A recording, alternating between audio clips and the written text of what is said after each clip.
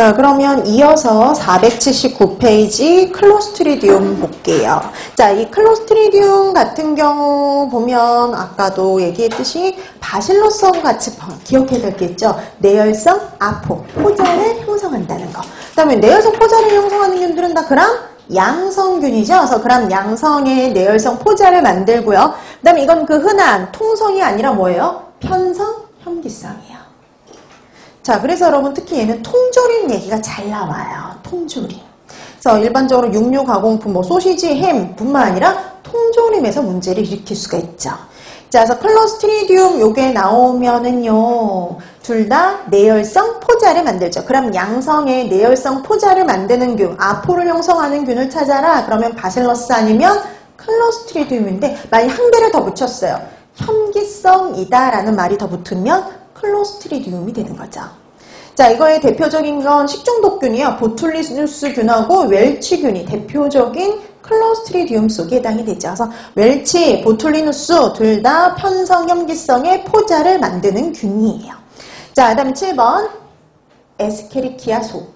여러분 에스케리키아 속 같은 경우에는 대표적인 게 대장균이에요. 그래서 이게 대장균의 특징하고 같이 가는데요.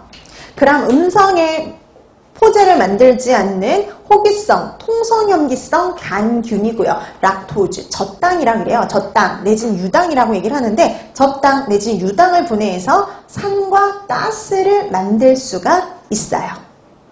그래서 대장균은 다 이거예요. 그래서 대장균 이름 붙은 거 있죠. 대장균, 뭐 대장균군 이런 식으로 대장균 붙은 것들은요. 다 그람 음성의 호기성, 통성염기성 간균에 해당이 되고요. 아포를 안 만드는 간균에 해당이 되고요. 그 다음에 유당을 분해해서요. 산과 가스를 만들어내는 게 특징이에요. 왜냐면 또 이 대장균군에 대한 게 또 간혹씩 나옵니다. 잊을만 하면 한 번씩 문제가 나오는데 바로 지금 가르쳐드린 요게 가장 많이 나오는 복이에요. 자, 그 다음에 비브리오서. 그러니까 여러분 지금 보세요. 대다수의 것들이 지금 보니까 바실러스, 그 다음에 클로스트리디움, 그 다음에 구균, 이것 빼고 대다수가 그람 무슨 균이에요? 음성균이에요. 그쵸? 보세요. 바실러스, 클로스트리디움, 그다음에 지금 배운 것 중에 그다음 구균들 이런 애들만 그람 양성이고 대부분은 그람 무슨 균이에요? 음성입니다. 자, 그래서 비브리오도 그람 음성인데 이 그람 음성이 가장 대표적인 게 이 비브리오의 가장 특징적인 게 대다수가 호염균이라는 거예요. 호염균. 대다수가 호염균들이에요. 호염균. 자, 그래서 비브리오 속은 그람 음성의 호염균들이 많아요. 그람 음성의 포자를 만들지 않는 통성염기성 간균이다. 이런 거 가장 일반적인 거잖아요. 특징은 호염균이라는 거. 염을 좋아한대요. 그럼 염을 좋아하니까 보통 어디에 많이 존재할까요? 버더물이요. 그쵸? 주로 해수와 관련이 있어요. 해수균이에요. 해수균. 바닷물 속에, 바닷물에 존재하는 균들이에요. 그래서 대표적인 게 비브리오 폐혈증, 장염 비브리오 이런 것들이 대표적이죠. 자, 그 다음에 9번째 스타필로코커스. 뒤에 코커스 붙었거든요. 자, 이렇게 코커스 붙으면 뭐라 그랬냐면 구균 이렇게 얘기를 했죠. 구균들은 다 그람 양성입니다. 우리가 배우는 것들은. 이게 대표적인 게 포도상 구균이에요. 스타필로코커스의 대표적인 거 포도상 구균이에요. 그 다음에 여기 안 나온 것 중에 두 가지. 하나는 살모넬라.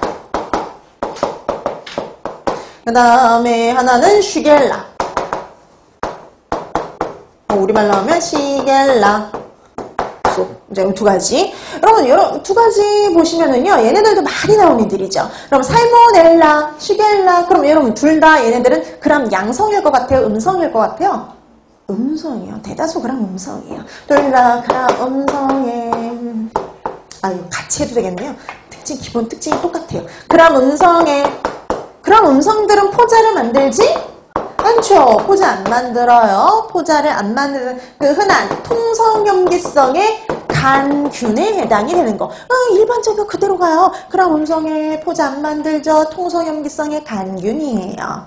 그럼 여러분 살모넬라와 관련해서 중요한 건 뭐냐? 식중독과 관련이 있다. 살모넬라 뭐예요? 대표적인 그 다음 또 하나 공통적으로 얘네들은 다 장내세균이에요. 장내세균과에 해당이 돼요. 살모넬라, 시겔라. 자, 그래서 이 살모넬라균은 대표적인 게 살모넬라 식중독균이요. 살모넬라 식중독의 원인균이죠. 여러분, 시겔라. 여러분, 이 시겔라는 감염병하고 관련이 있어요. 이질이에요, 이질.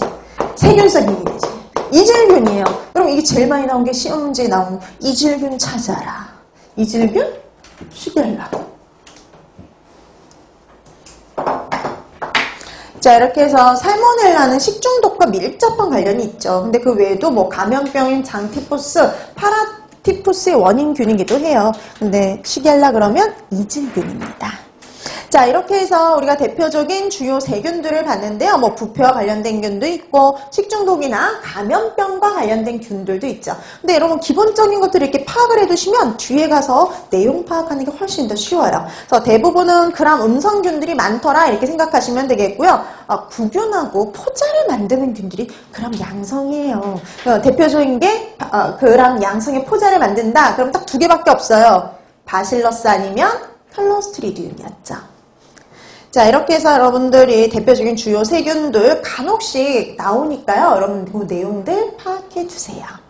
자, 그 다음에 두 번째 세균 다음으로 이제 여러분 이 식품위생과 관련해서요. 제일 중요한 건 세균이에요. 부패하고도 밀접한 관련이 있죠. 식중독이나 감염병의 대표적인 원인균이 다 세균이에요. 그렇기 때문에 세균이 제일 중요하고요. 그 다음으로 많이 관련된 게 곰팡이에요. 그래서 그 세균이 제일 나올 가능성이 높고 그 다음에 곰팡이라고 생각하시면 됩니다. 자, 곰팡이의 일반적인 특성 보는데 일반적인 특성이 옛날에는 종종 나왔는데 요즘엔 좀 드물긴 하지만 일반적인 특성을 한번 파악을 하는데요. 곰팡이는 거기 이렇게 되어 있죠. 편성 호기성이래요. 편성 호기성?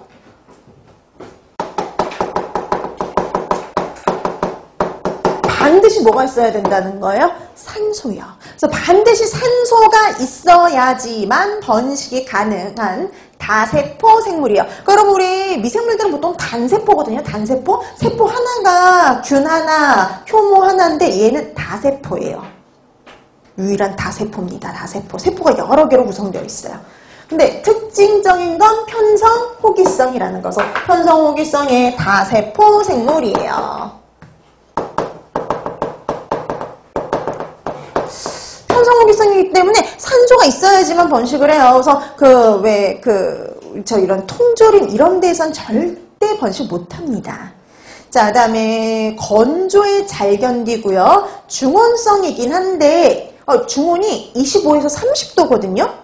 우리가 보통 아까 중온성 균 하면요. 25에서 37도씨가 최적이에요. 40도까지. 근데 그보다 온도가 좀 어때요? 낮아요.